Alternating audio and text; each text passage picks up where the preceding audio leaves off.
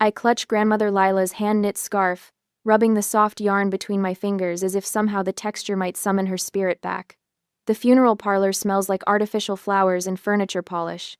I've tucked myself away in the corner chair, watching my family perform their version of grief. Mom dabbles at her eyes with a monogrammed handkerchief, letting out occasional theatrical sobs that echo against the mahogany paneling.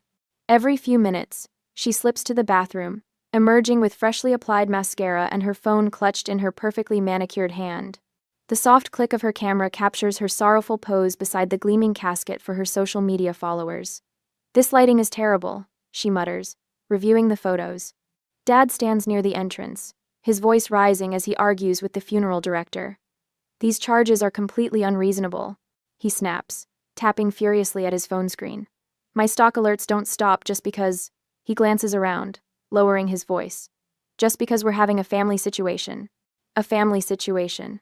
That's what death is to my father, an inconvenient interruption to checking his investment portfolio." My brother Cole slouches in a chair across the room, head bent over his phone, thumb scrolling endlessly. The glow from his cryptocurrency app reflects in his glasses. He hasn't looked up in 20 minutes, not even when distant relatives approach to offer condolences. I close my eyes and remember the weekends at Grandma and Grandpa's house. The smell of cinnamon rolls on Sunday mornings. Grandpa Walter teaching me to change the oil in his first delivery truck, his hands steady as they guided mine. "Hadley girl," he'd say. "Knowing how things work matters more than knowing how to buy new ones." A tear slides down my cheek. A real one. Later, we gather in Aaron Feldman's office.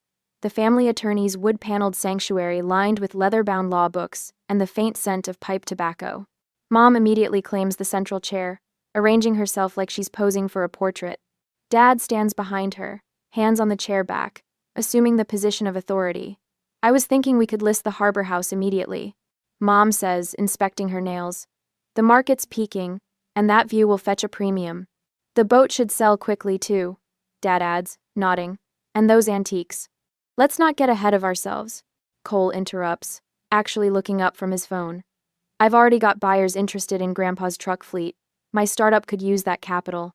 Aaron clears his throat, silencing the vultures. He looks at me briefly, something unreadable flickering across his face. He pulls out a thick document, placing it deliberately on his desk. "As executor of Walter and Lila Monroe's estate," he begins, his voice formal, "I'm required to read their final wishes exactly as written." My family leans forward expectantly. Aaron adjusts his glasses and begins reading, his tone measured and precise. Legal phrases wash over us until he reaches the critical line. He pauses, takes a breath, and continues. "I hereby bequeath my entire estate, valued at approximately $31.5 million, to my granddaughter, Hadley Elizabeth Martin." The silence that follows feels like the moment before a storm. I blink, certain I've misheard. "The entire estate?" Dad repeats, his voice dangerously quiet. "There must be some mistake," Mom says, her social media smile vanishing. Cole stands abruptly. "What did you do?" he demands, glaring at me. "How did you manipulate them?" The accusation stings worse than if he'd slapped me. "I didn't." My voice catches. "I had no idea." Aaron raises his hand for silence, then reaches for his computer. "Walter and Lila anticipated your reaction. They prepared this." He turns the screen toward us. Grandma and Grandpa appear, sitting together on their porch swing. They look tired but resolute. "If you're watching this," Grandpa begins, "then our decision has come as a shock to some of you." Grandma's gentle voice continues. "Gregory, Serena, Cole, we've watched how you speak about us when you think we're not listening. How you plan for our money while we're still living." My throat tightens as memories flood back. Being dropped off at their modest-looking home, which apparently concealed millions while my parents attended networking events. Teenage me helping Grandpa maintain his small fleet of trucks that were apparently the foundation of a shipping empire. Grandma teaching me to bake, to garden, to live with purpose rather than pretense. "Hadley is the only one who ever loved us for ourselves," Grandma says, her eyes welling, "not for what we could give her." The video ends. Aaron closes his laptop with quiet finality. In the parking lot, Dad corners me against my car, his breath hot on my face. "You'll transfer control to me tomorrow," he says, voice low and dangerous. "You can keep 12%. "Darling," Mom coos, appearing at his side, Her concern as manufactured as her grief. This kind of money requires experience to manage. You simply aren't equipped. Cole looms behind them. Remember what family loyalty means, Hadley. Remember who takes care of who. I grip my keys tightly, feeling the metal bite into my palm. I need time to think. I manage, voice trembling but firm. Dad's face darkens. Remember who owns your apartment building, Hadley. Remember who can make one phone call and leave you homeless. They walk away, a united front of entitlement. I stand frozen, keys digging into my skin, the weight of $31 million, and my grandparents' trust pressing down on me like a physical force. That night I pace my tiny studio apartment, panic clawing at my chest. Everything I own fits in this room. My life as a school counselor barely covers rent. I have no savings, no backup plan. I sink onto my bed, fingers still clutching Grandma's scarf, when a pounding at my door makes me jump. Management inspection, a gruff voice calls. My phone rings. Aaron's name flashes on the screen. Hadley, he says urgently when I answer. They're planning to lock you out. It's illegal, but they might try. You need to leave. Now. Tears blur my vision as I throw essential items into a backpack, my hands shaking so badly I can barely zip it closed. I never imagined that inheriting a fortune would leave me feeling more vulnerable than I've ever been in my life. But as I grab Grandma's scarf and wrap it around my neck, her voice seems to whisper in my ear. Stand your ground, Hadley girl. Some things are worth fighting for. The following day, rain pelts the windshield as I pull up to Grandma and Grandpa's Gig Harbor home. The sprawling craftsman sits back from the road, wrapped in cedar and stone, modest in design, despite its waterfront location. Nothing like the gleaming modern mansions that have sprung up around it over the decades. I sit in the car, watching raindrops race down the glass, my heart hammering against my ribs.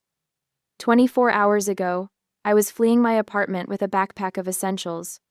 Now I'm about to enter a house worth millions that somehow belongs to me. The front door opens before I reach it. Miguel Alvarez stands in the entryway, his weathered face solemn. For 15 years, he's managed this estate, becoming more family than employee. Miss Hadley. His voice breaks slightly. Welcome home. I step inside, dripping onto the worn oak floors. The house smells like lemon oil and cinnamon, just as it always has. Your grandmother asked me to give you this. Miguel extends a small brass key. If things went this way. He leads me to Grandpa's study, where a heavy antique desk dominates the room. The key fits a bottom drawer, revealing a weathered leather journal bound with a faded ribbon. She said you would understand when the time came. Miguel squeezes my shoulder before leaving me alone. I curl into Grandpa's reading chair by the fireplace, tucking my feet beneath me as I open the journal. The first entry is dated 10 years ago. Gregory came today asking for another loan. Claimed his investment was guaranteed to triple within months. When Walter hesitated, he reminded us how expensive Cole's college tuition is becoming. We wrote the check. Walter suspects we won't see that money again. My stomach tightens. I flip forward several months. Gregory hasn't mentioned repayment. When I asked, he acted as if I'd forgotten he'd already repaid us. Walter says to let it go. It's only money, he says, but it's the pattern that worries me. I turn page after page, my fingers trembling. Serena brought designers to help update the house today. They measured rooms and took photos while she pointed out how tired everything looks.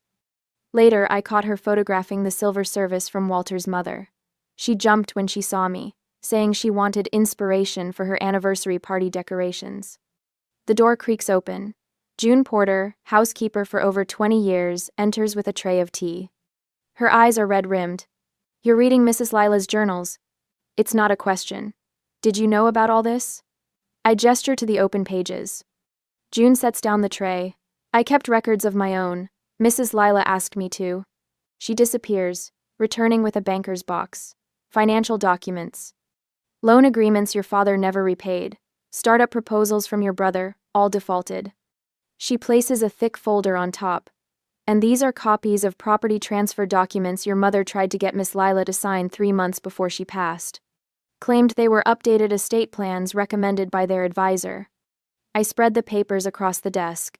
Thousands of dollars funneled to Dad's failing ventures. Cole's repeated requests for seed money that never produced results. Mom's attempted property transfers that would have quietly moved ownership before death. They were bleeding them dry. I whisper, For years, June confirms. Your grandfather insisted on believing the best of his son. Your grandmother was more clear-eyed. I find an entry from Christmas 2 years ago. Cole had too much wine at dinner. When he thought Walter and I had gone to bed, I overheard him telling Gregory, "When the old folks die, we're set for life." Gregory laughed. Our grandson laughed about our deaths. My throat constricts. I remember that Christmas I'd worked double shifts to afford the train ticket home. Mom complained about my shabby sweater at dinner while Cole showed off his new designer watch. The doorbell rings. June glances at her watch. That'll be Mr. Shaw and Miss Park. Marcus Shaw enters first, carrying a leather portfolio, his normally composed face tense. As Grandpa's financial advisor for 20 years, he's the only one who truly understood the extent of their wealth. "Hadley," he says, taking my hand, "I've brought the complete portfolio. You need to understand what you're protecting."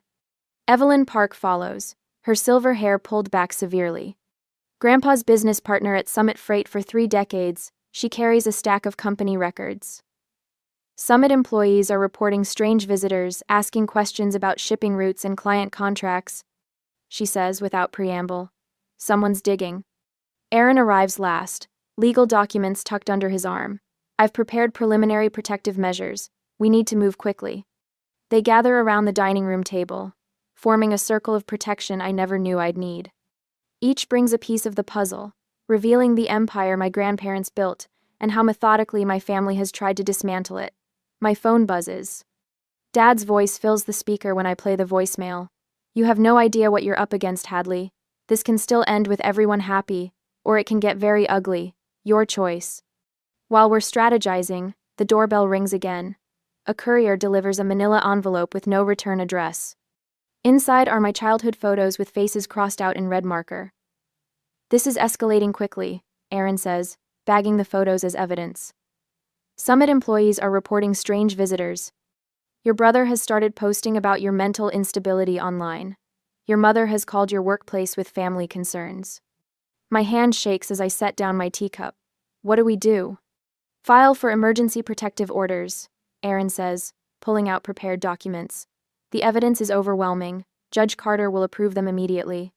"There's something else," June says.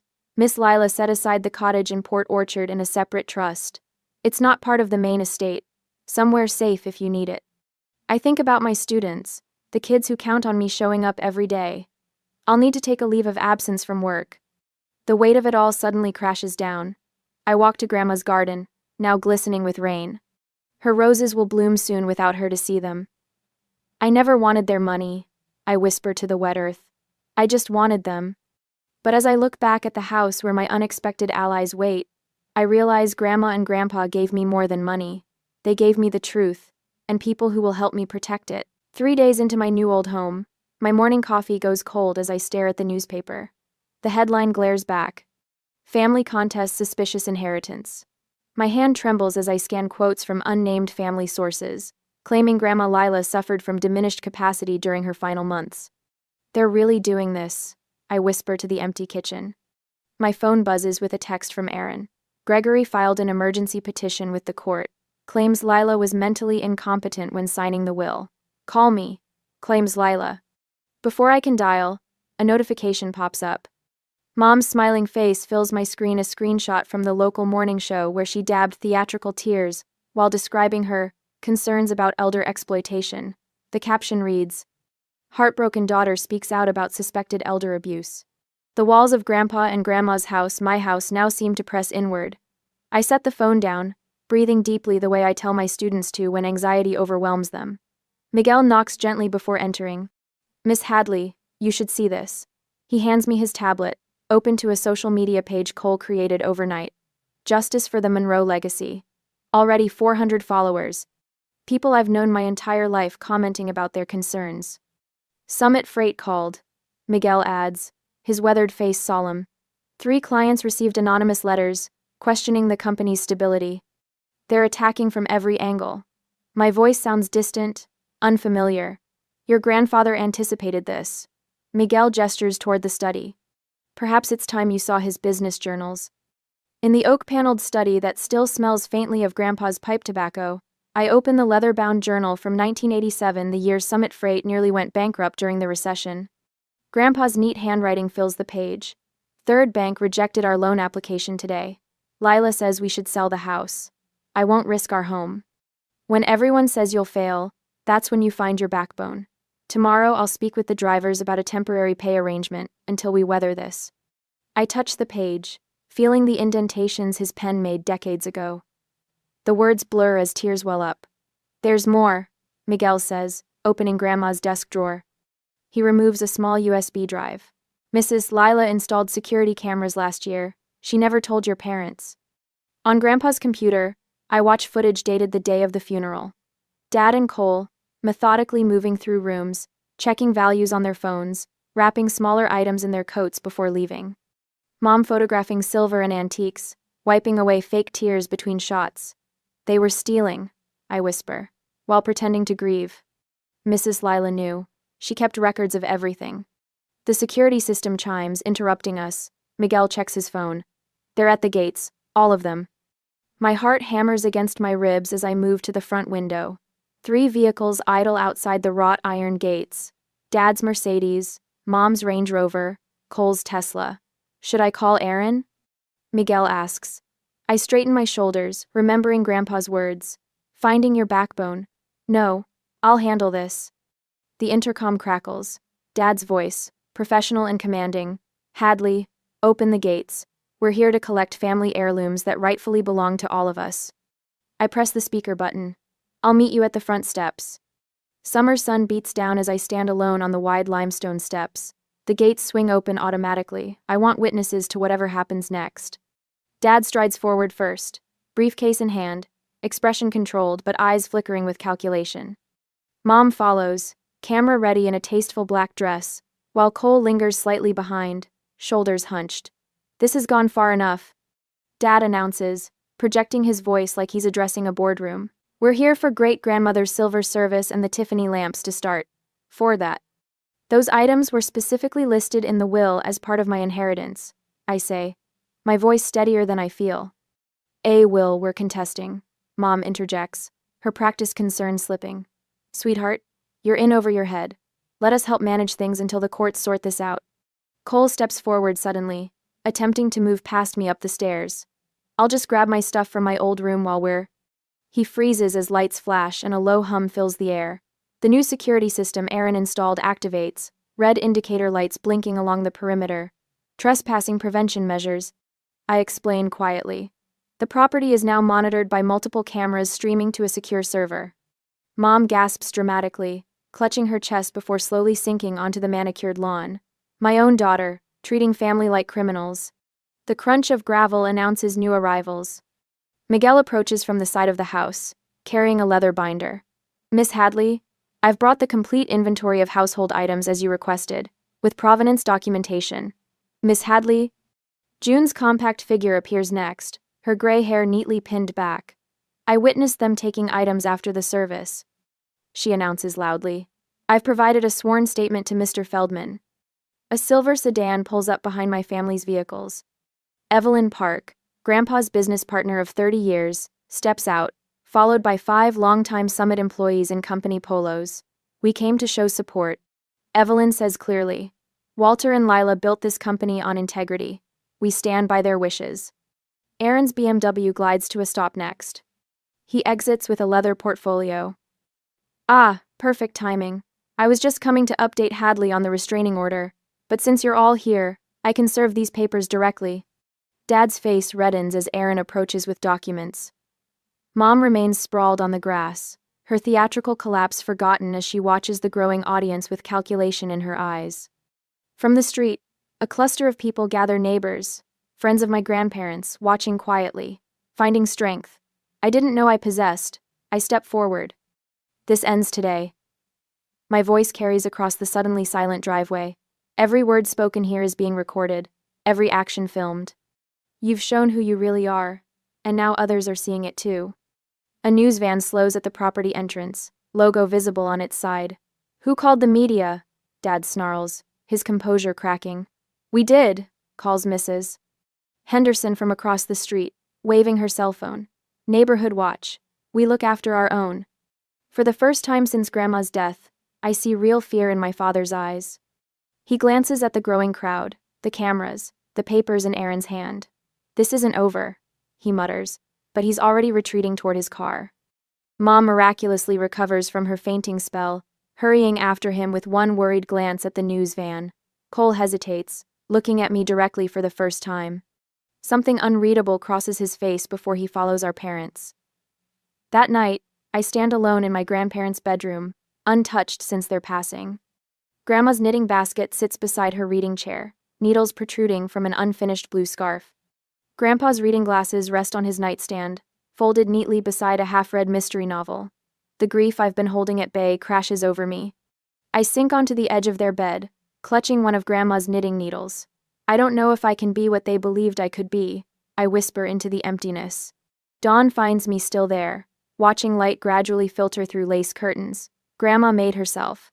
Something settles in my chest, not peace exactly, but resolve. Later that morning, the team gathers in Grandpa's study, Aaron with legal folders, Marcus with financial projections, Evelyn with summit operations reports.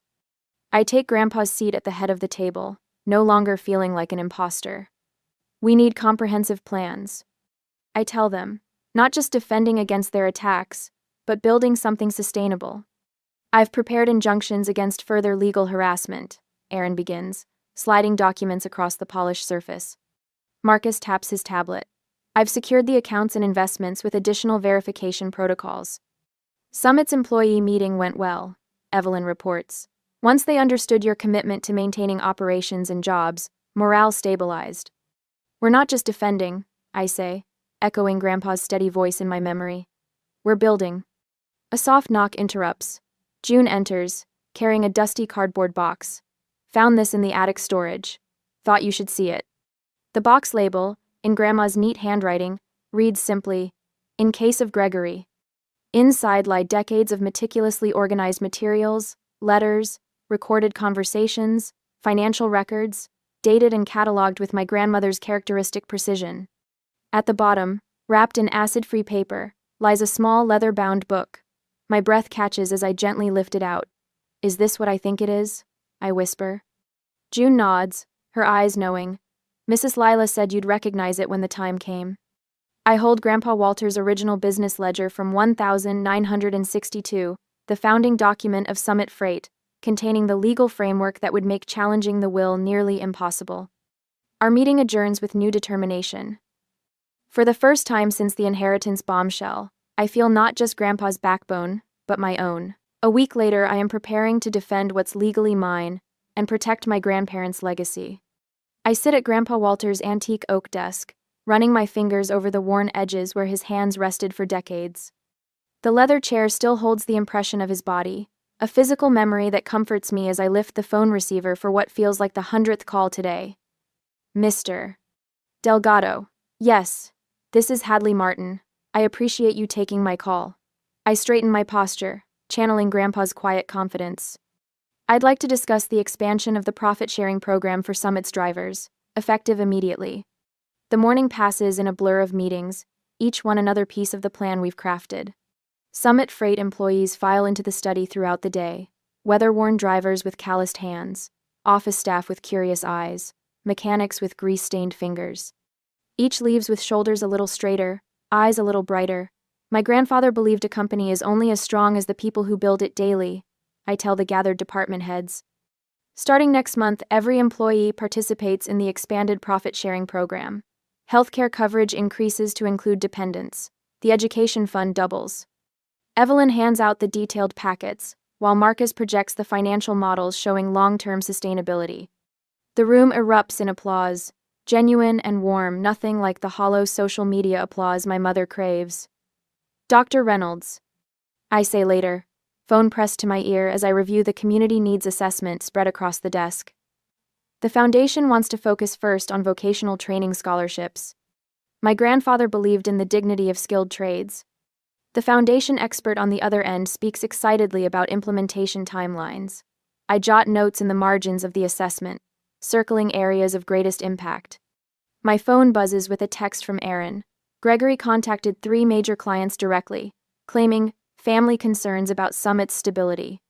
I exhale slowly, feeling the familiar tightness in my chest. The desk phone rings minutes later. Summit's operations manager reporting that Mom showed up at my school, cornering the principal with concerns about Hadley's state of mind. Principal Kovacs didn't buy it, he assures me. Said your mother seemed more unstable than you ever have. A knock at the door reveals Miguel, his expression grim as he holds a sealed package. This was delivered by courier, no return address.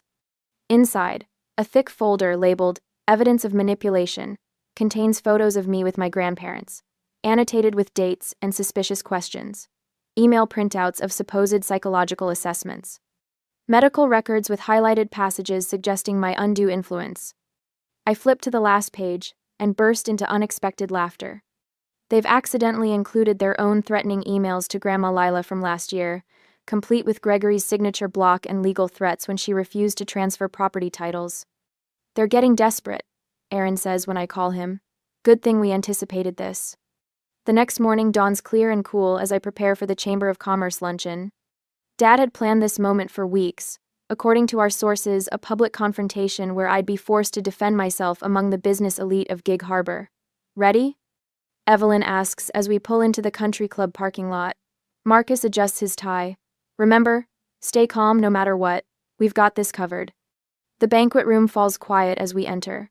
Gregory's face darkens when he spots us, his body tensing like a predator preparing to pounce. I feel dozens of eyes tracking our progress to the reserved table. I've barely taken my seat when Dad approaches, his voice pitched to Carrie. There she is, the girl who's destroying our family legacy. Walter would be ashamed of what you've done to Summit Freight. Before I can respond, Chamber President Jack Wilson stands, tapping his water glass. Actually, Gregory, we're recognizing Summit Freight today for 40 years of business integrity and community service. Walter Monroe established this award, and we're honored to present it to his chosen successor. The room erupts in applause as Jack gestures for me to join him at the podium. My legs feel wooden as I rise, acutely aware of Dad's reddening face and Mom's frozen smile. My grandparents built Summit Freight on 2 foundations. I say, accepting the Crystal Award. Excellence in service and investment in people. Their legacy isn't measured in dollars but in lives improved. The standing ovation washes over me in waves. Former drivers share stories of Grandpa helping them through tough times. Charity directors praise Grandma's quiet generosity. The community college president announces the new vocational scholarship program, funded by the Monroe Foundation. Later, Aaron's press release detailing Summit's employee protections makes the evening news, alongside statements from June and Miguel about my parents' treatment of my grandparents in their final years. The effects ripple through town like stones dropped in still water. Gregory's business partners request distance. Mom's social circle excludes her from fundraising galas. Cole's startup investors withdraw after learning of the pattern of financial manipulation. The country club board puts their membership under review. I refuse every interview request, every opportunity to criticize them publicly. We focus on building, not tearing down. I tell Miguel when he brings me the latest invitation from a morning show. The first crack appears 3 nights later. My phone rings at 11:36 p.m. Mom's ringtone. Hadley, she sobs, voice thick with what sounds like genuine emotion. This isn't what I wanted. You have to believe me. I say nothing, letting the silence stretch between us. Your father. She begins, then stops. I never meant for things to go this far. The second crack forms in a text from Cole the next morning. Dad's losing it. I didn't know about the loans he took in my name. Can we talk? Just us? Gregory's attorney calls Aaron the next day, requesting a meeting without Gregory present. They're imploding, Aaron tells me afterward. Their united front is crumbling. That night, I sit on the porch swing where Grandma and Grandpa spent countless evenings, my journal open on my lap. The pen hovers over the blank page before finally touching down. Victory feels hollow when it's family. But what's the alternative? Surrender the legacy they entrusted to me? Allow the exploitation they fought to prevent? The breeze carries the scent of Grandma's roses, planted decades ago but still blooming faithfully each year. Standing your ground doesn't always feel triumphant, but sometimes it's the only way to honor what matters most. A week later, I called my parents for the final confrontation. I position Walter's antique pocket watch on the polished conference table, a silent timekeeper for today's showdown. The grandfather clock in the foyer chimes 10 as car doors slam outside. They're here. Ready? Aaron asks, straightening his tie. I nod, smoothing grandmother Lila's scarf between my fingers. As ready as I'll ever be. Miguel opens the front door, his face professionally neutral, as he escorts my family into the home they tried to strip bare, while Grandma and Grandpa were still warm in their graves. Dad strides in first, confidence faltering only when he spots Judge Elaine Carter at the table. Mom follows, her camera-ready smile freezing when she notices Daniel Brooks, former police chief and Grandpa's fishing buddy, standing near the window. What is this? Dad demands, stopping short. We agreed to a family meeting, not a public tribunal. We agreed to mediation. I correct him. These are the mediators I've selected. Cole slips in last, eyes darting between our parents and me, tugging at his collar. For a fleeting moment, our eyes meet, and something like shame flickers across his face. Mom glides toward me, arms outstretched. Darling, surely we can speak privately first? Family matters should stay within. Family matters should involve actual family, I interrupt, my voice steadier than my racing heart. Please sit down. Dad's face darkens to a dangerous crimson. I refuse to participate in this circus. Either clear the room or we're leaving. We proceed with transparency or not at all, I say, gesturing to the chairs.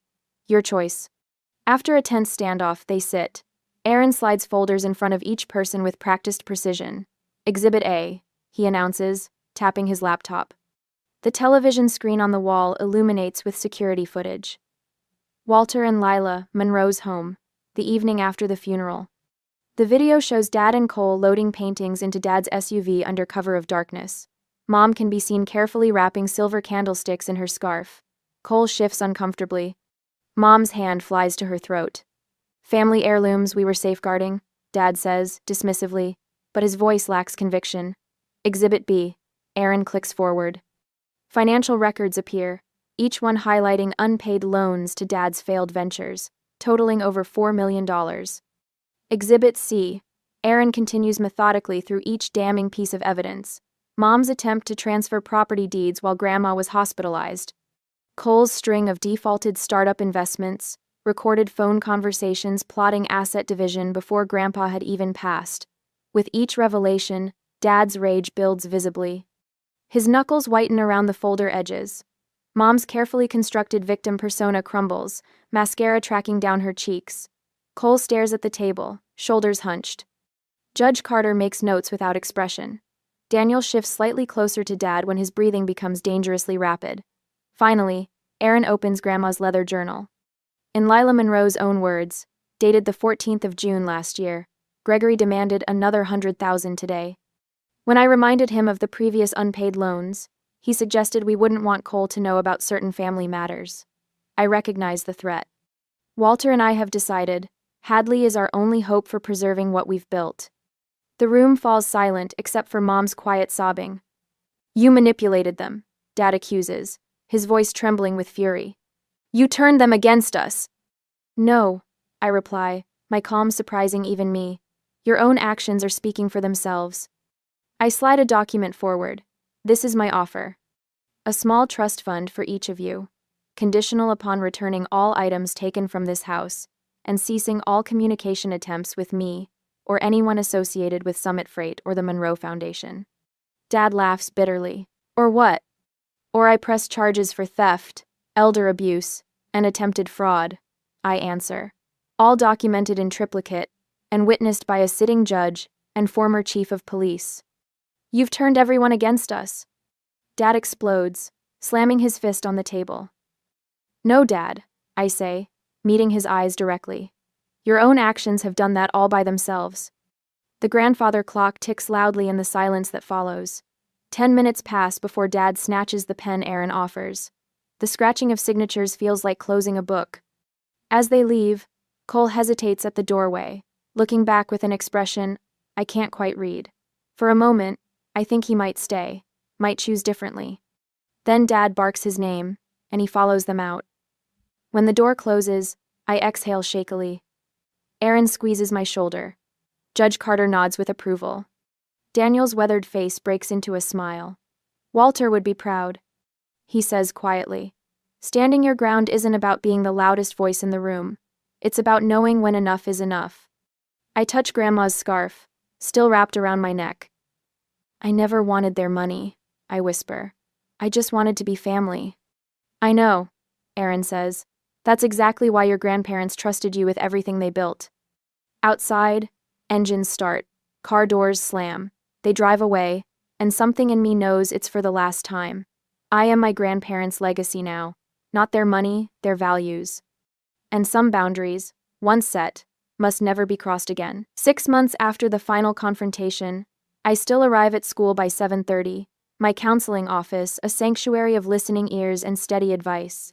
The brass nameplate Hadley Martin, student counselor, remains the title I cherish most, despite the trust documents bearing words like executor and beneficiary.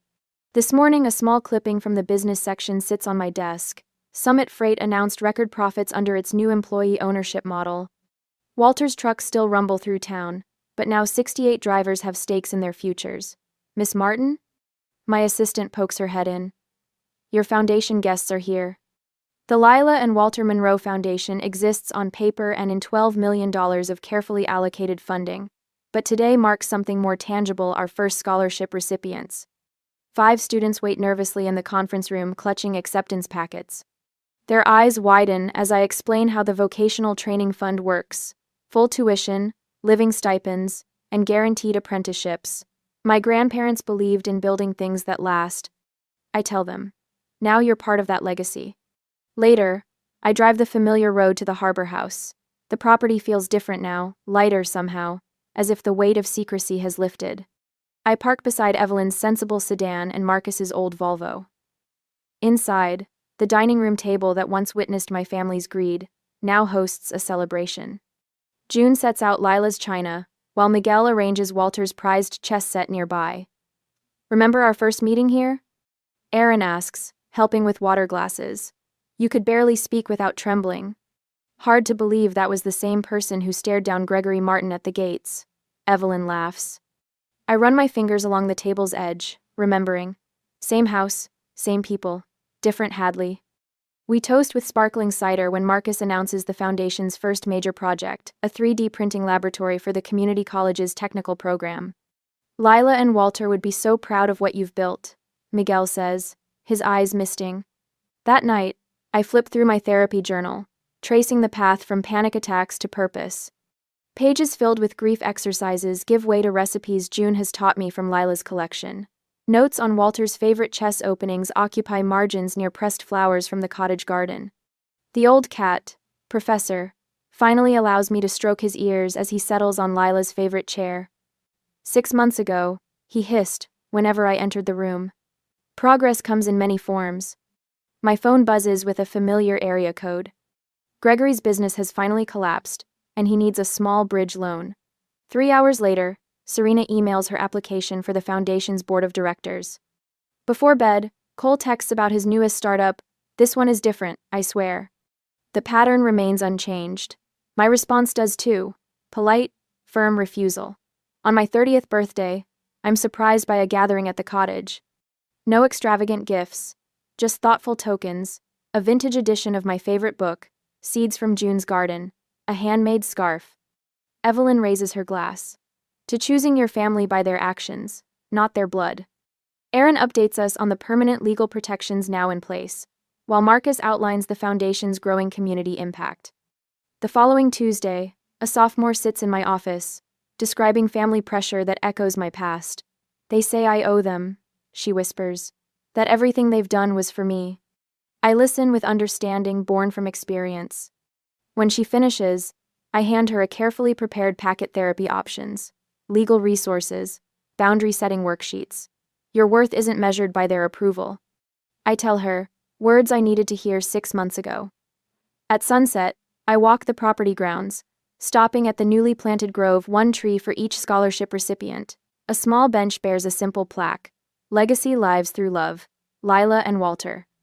I open Lila's journal to its blank final pages and begin writing my own entries.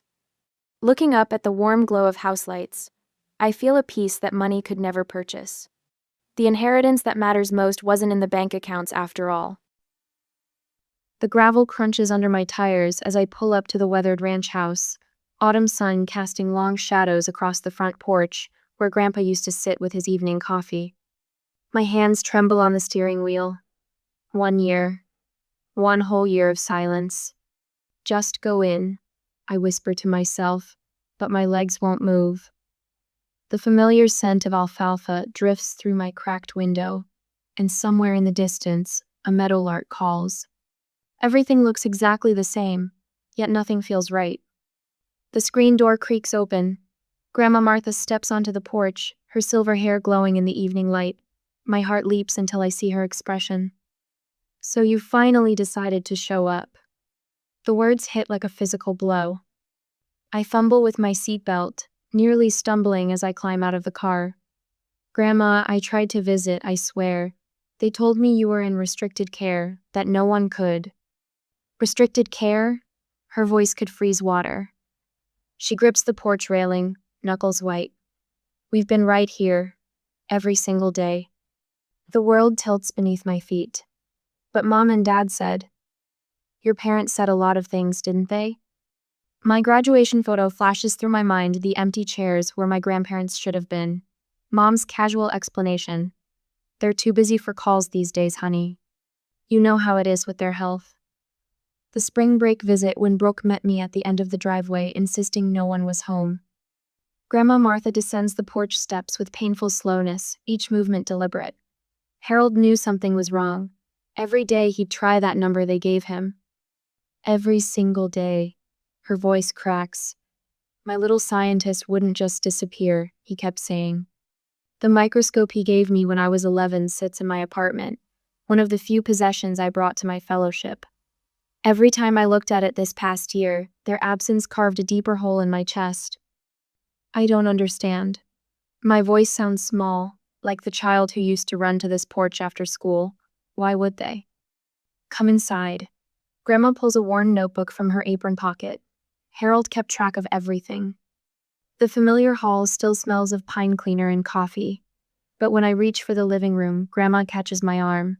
His study first. There's something you need to see. My feet remember the way, past the photos on the wall, my science fair victories, Brooke's dance recitals, our faces growing older frame by frame. Grandpa's study door stands open, morning light streaming across his desk. Where is he? The question slips out before I can stop it. Is Grandpa here? I need to see him.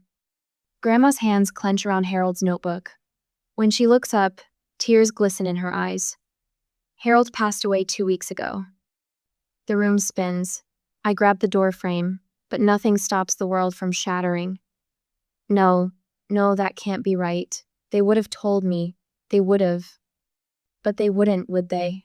The same people who kept me away for a year, who gave him a wrong number, who... A phone rings in the kitchen.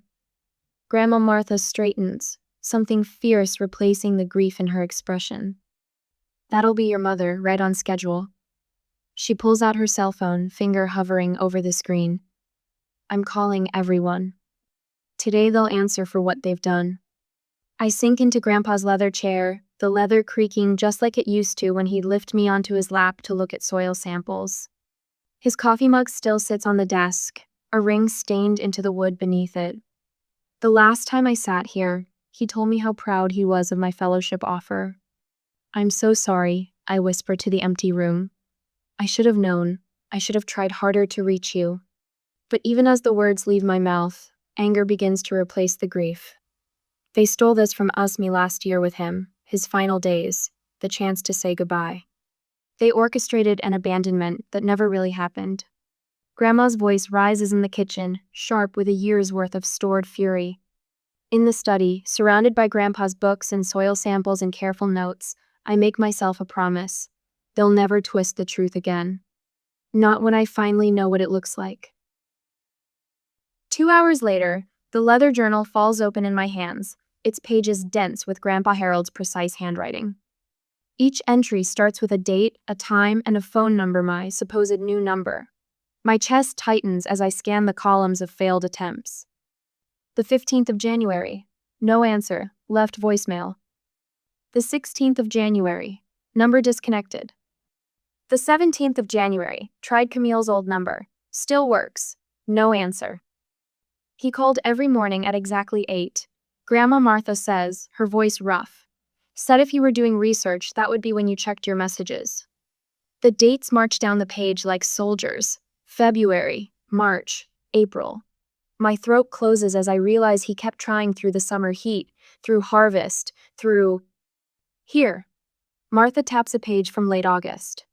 This is when they started visiting more often. My eyes catch on a different kind of entry. The 23rd of August, Greg and Brooke came by, asked about farm equipment values, said Camille too busy with fellowship for calls. Linda suggested selling the John Deere. Claimed Camille mentioned wanting it sold before she left. I never said that. The words scrape out of my throat. I would never. Harold knew. Martha pulls out a second notebook, this one wrapped in brown paper. That's why he changed everything. A car crunches up the gravel drive. Through the study window, I recognize Mr. Ford's silver Buick, the same car that used to bring him out for coffee with Grandpa every third Thursday. Stay here, Martha says, straightening her apron. Timothy Ford's been waiting to talk to you. She leaves me alone with Harold's careful documentation of betrayal. The August entries grow longer, more detailed. My father's suggestions about liquidating equipment. Brooke's casual mentions of real estate prices. Their monthly visits that never happened in all the years before. The study door opens. Mr. Ford stands there, his tie as perfectly knotted as ever, but his face carries new lines. Camille. He steps in, closes the door. Your grandfather asked me to speak with you privately when you finally came home. They told me they were in restricted care. The words tumble out. That no one could visit. That phones weren't. I know. He settles into the chair across from Grandpa's desk. Harold figured it out when they claimed you'd changed your number. He said, my scientist would have made sure we had the right one first. Fresh tears burn. Of course Grandpa knew I would have triple-checked any number I gave them. Of course he recognized that detail as wrong. The will reading is at 10, Mr. Ford continues. Your parents and Brooke expect to inherit everything. They've been quite. His mouth twists. Vocal about their expectations. What do you mean? Martha returns, carrying Harold's favorite coffee mug. They have no idea what Harold did in those final weeks. Mr. Ford accepts the coffee with a nod. Your sister's been named executor in their minds. They've already discussed selling the Innovation Center, splitting the equipment. Innovation Center? My hands grip the chair arms. What Innovation Center? Martha and Mr. Ford exchange looks. She pulls an envelope from her apron pocket. Maybe you should see this first. Inside, I find receipts, tuition payments, research grants. Everything I thought my parents had funded my degree, my fellowship, all of it came from my grandparents. They took credit for everything we gave you, Martha whispers.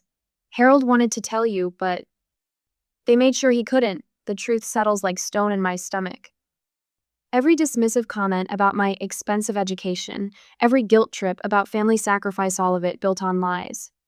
A familiar case catches my eye on the shelf behind Grandpa's desk. The microscope he gave me when I was 11, its twin sitting in my apartment. But this one has a note tied to the handle with twine. My fingers shake as I unfold the paper. Harold's handwriting, shakier than in his journal but still precise. For when my scientist comes home.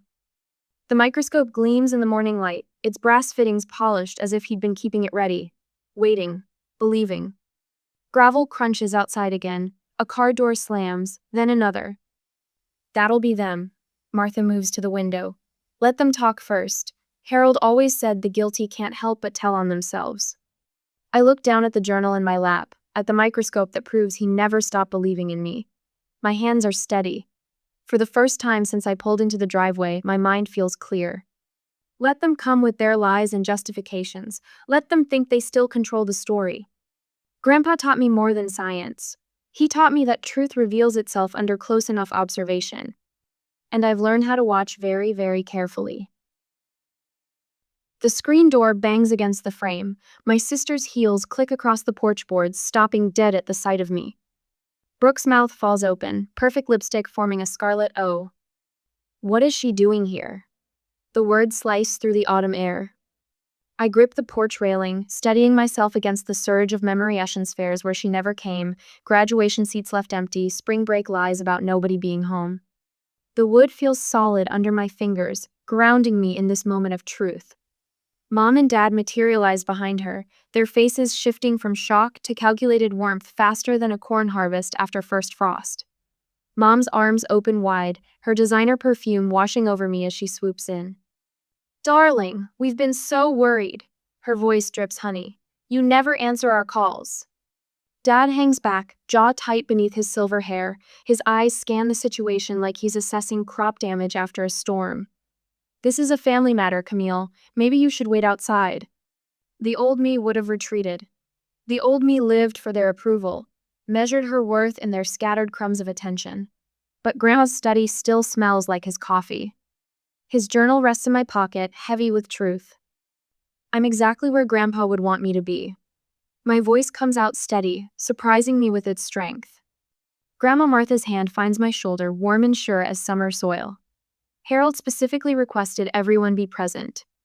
The crunch of tires on gravel cuts through the tension. Mr. Ford's silver Lincoln pulls up, and the atmosphere shifts like a barometer before a storm. Dad's spine stiffens. Mom's smile freezes. Brooke's fingers twist her pendant, a nervous tell from childhood she never outgrew. The living room fills with painful precision. Grandma Martha takes Grandpa's old armchair, her silver hair catching the light. I settle on the sofa beside her while my parents claim the love seat, Brooke perched between them like a prize hen. Mr. Ford removes his reading glasses, polishing them with deliberate care. The leather portfolio in his lap contains more than paper. It holds a year's worth of lies about to shatter. Harold Jensen's last will and testament. His voice fills the room with quiet authority. Executed 2 weeks before his passing, witnessed and notarized according to Nebraska state law. Mom leans forward, pearls catching the light. We all know what Harold wanted. He discussed everything with us extensively. Did he?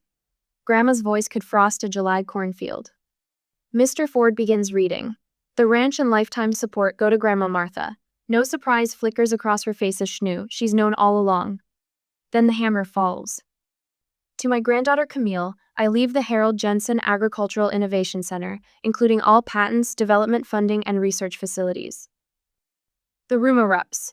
Brooke launches to her feet, face flushed beneath her perfect makeup. You promised me everything. I did what you told me. Dad's hand clamps on her arm, but the words hang in the air like smoke after a lightning strike. Mom's face goes white, then red, then white again. The remaining estate, Mr. Ford continues over their protests, will be divided equally between Camille and Brooke Jensen.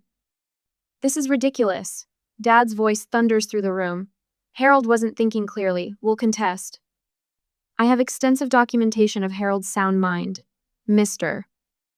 Ford's words slice through the bluster, including regular cognitive assessments and witness statements.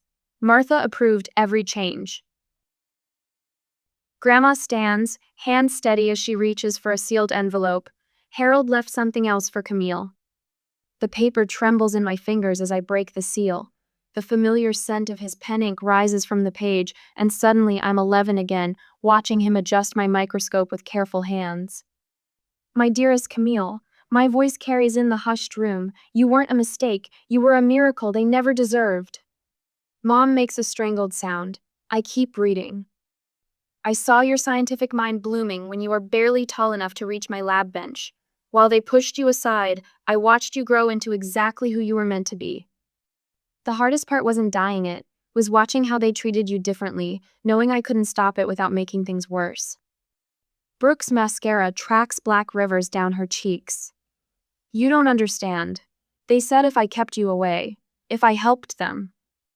At least I was honest about how I loved him. The words taste like truth on my tongue. You have to sign it over. Mom's voice rises, shrill as a water pump needing oil. We're your parents. We gave you everything. No, Grandma Martha's voice cuts through the chaos. Harold and I funded all of Camille's education, every penny. You never spent a dime on her future. The silence stretches like shadows across a winter field. Then Grandma reaches into her apron pocket, pulling out something small and black. Harold didn't just keep a journal. She sets the voice recorder on the coffee table, her arthritic fingers sure and steady. He knew exactly what was happening, and he made sure there would be proof. The late afternoon sun slants through the windows, painting the room in shades of judgment. In the distance, a meadowlark calls the same song it sang when I first pulled up to the ranch, thinking I was the one who stayed away.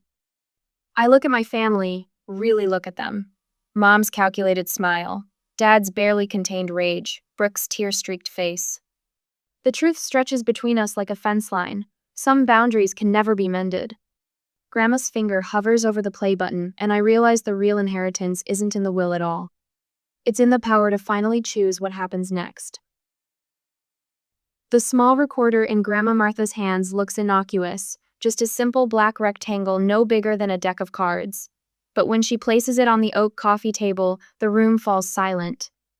Even the grandfather clock in the corner seems to hold its breath. "What is that?" Linda's voice wavers. My fingers grip the arm of Grandpa's leather chair as Martha presses play. Static crackles, then Grandpa's voice fills the room, strong and clear as sunshine. "I'm recording this because something isn't right." A pause, papers rustling. "Greg and Linda visited today. Third time this month, which would warm my heart if they weren't so interested in the equipment valuations." Dad lurches forward. "Turn that off." "They brought Brooke again." Grandpa's recorded voice continues. "She keeps asking about the will, about my intentions, but when I mention Camille," a long sigh, "Greg cuts me off every time. Says she's too busy for calls, too focused on her career to spare time for family." Mom's face drains of color. She reaches for the recorder, but Martha swats her hand away. "That's private family business." Dad's voice booms through the room. "You can't record people without permission. It's illegal." Mr. Ford clears his throat. "Actually, Nebraska is a one-party consent state. As long as Harold was part of the conversation, he had every legal right to record it." The next recording starts. Brooke's voice, sweet as antifreeze. "But Grandpa, Camille hasn't even tried to visit. She's different now, all about herself and her fancy fellowship." Mom says she barely calls them either. My sister's head snaps up, tears already gathering. "He misunderstood me. I was just worried about." "Save it." The word slices through her performance. "I'm surprised by the steel in my own voice. You gave me the wrong number, told me they were in restricted care, turned me away in the driveway." Another recording plays. Dad again. "The market for agricultural equipment is peaking, Harold, if we liquidate now." These are out of context. Mom stands, hands fluttering. "Harold was confused near the end. His medication." Harold Jensen was sharp as a tack until his final day. Martha's words crack like a whip. "Sharp enough to know exactly what you were doing. How dare you talk about sacrifice when you lied to a dying man?" The recordings continue, one after another. Every visit, every manipulation, every lie carefully documented in Grandpa's steady voice. My parents and sister shrink with each revelation, their practice masks crumbling. "Get out." Martha's command leaves no room for debate. "Get out of my house." Dad takes one step toward me. "This is still your father speaking." The laugh that escapes me holds no humor. "Then act like one for once." They gather their things in sharp, angry movements. Brooke pauses at the door, mascara tracking down her cheeks. "You'll regret choosing them over family." I am finally choosing a family. The truth settles in my chest, solid as bedrock. Real family. The door slams behind them. Through the window, I watch them retreat to their cars, no control left, no narrative left to twist. The crunch of gravel fades into silence. Martha's arms wrap around me, and I lean into her strength. "You did good, child. Harold would be proud." Mr. Ford gathers his papers, explaining the additional protections Grandpa put in place. He knew they might challenge the will. "But your grandfather was thorough, documented everything, had multiple witnesses, regular cognitive assessments. They won't get far with legal challenges." After he leaves, Martha and I walk the property together. The autumn wind whips her silver hair, and somewhere a meadowlark calls the same one from yesterday, maybe. Like, it's been waiting for this moment too. "Want to see something special?" Martha leads me toward the Innovation Center, her steps purposeful despite her limp. The building smells of metal and soil and possibility. Martha points to a shelf of leather-bound notebooks. Harold's research journal. He kept everything. I pull one down, and a paper flutters to the floor. My childish handwriting fills the page, a diagram of a solar-powered irrigation system I'd drawn at 12. But below my crude sketch, Grandpa's precise notes, detail improvements, calculations, practical applications. More journals reveal the same pattern. Every idea I'd ever shared with him, every wild dream he'd been developing them all. Not just humoring a child's imagination, but building on it. Believing in it. In me. My vision blurs as I trace his handwriting. Martha's hand settles on my shoulder, warm and sure. "What do you do?" she asks softly, with an inheritance of trust instead of money. The answer burns bright as sunrise. "You build something worthy of it." I close the journal, holding it close to my heart. Outside, the wind has died down, and the meadowlark's song floats clear and true across the autumn fields. Tomorrow, there will be lawyers and threats and community whispers to face. But today, I stand in the house of my grandfather's dreams, surrounded by proof of his faith in me, and I know exactly who I am. His little scientist, finally home. The next day, the legal notice arrives in a crisp, white envelope, Mr. Ford's secretary placing it on my desk without comment. My stomach clenches as I read, "Estate of Harold Jensen, Notice of Contest." The words blur before my eyes, but certain phrases stand out like accusations. Undue influence, mental incapacity, fraudulent manipulation of a vulnerable elder. A photo of Brooke fills the corner of the local newspaper. My sister's tears look genuine, her perfectly styled hair framing a face of calculated grief. "All I wanted was to honor Daddy's wishes," the headline quotes. But some people took advantage of his confusion in those final days. The article spawns a flood of calls to the ranch. Church ladies with concerned voices ask Martha pointed questions about Harold's final weeks. Their worry sounds sincere, but the undercurrent of gossip poisons every inquiry. "Your father's on line 1, Mr. Ford's secretary announces. Her expression stays neutral, but her fingers drum against the doorframe. "He says it's urgent." I let it ring through to voicemail. 2 days later, the emergency meeting notice comes next. Dad's law firm downtown, neutral ground for their final play. I spent an hour choosing my outfit: charcoal pencil skirt, crisp white blouse, grandmother's pearl earrings, professional armor. At 1 p.m., Mr. Ford meets me in the lobby. "They're demanding 80% of your inheritance," he murmurs, threatening to drag Harold's competency through a very public trial if you refuse. "Let's get this over with." My voice sounds calmer than I feel, and we head to the conference room. An hour later, the conference room gleams with polished mahogany and old money. Mom and Dad sit on one side, Brooke between them like a shield. Their lawyer stands at the window, his suit worth more than my car. "Camille." Dad's voice carries that familiar note of disappointment. "This has gone far enough. You're forcing us to take actions that will hurt everyone." "We're your family," Mom adds. Her fingers worry at her cross necklace. "Whatever you think happened, whatever Martha told you about those final weeks." "Don't." The word comes out sharp. I set my briefcase on the table, the click of the latches loud in the sudden silence. "You abandoned us," Brooke whispers. "You never called, never visited, and now you want to steal everything?" I pull out 3 manila folders, placing one before each of them. The paper feels cool and smooth under my fingers. "Before you continue down this path," I say, "you should know what these contain." They open the folders. I watch their faces as they read, Dad's confidence cracking, Mom's hand flying to her throat, Brooke's tears finally turning real. That's the transcript of Harold's recordings. My voice stays steady. He documented everything, every visit where you pressured him about the will, every conversation about changing his medications, every phone call where you lied about me. More papers slide across the table. Bank records proving my education came from Harold, not you. Emails between Brooke and Dad about how to handle the old man. The nurse's notes about unauthorized changes to his prescriptions. "You can't prove," Dad starts. "I can prove all of it," I meet his eyes. "The recordings don't just exist with us, they're held in trust, with instructions for release if anything happens to Martha or me.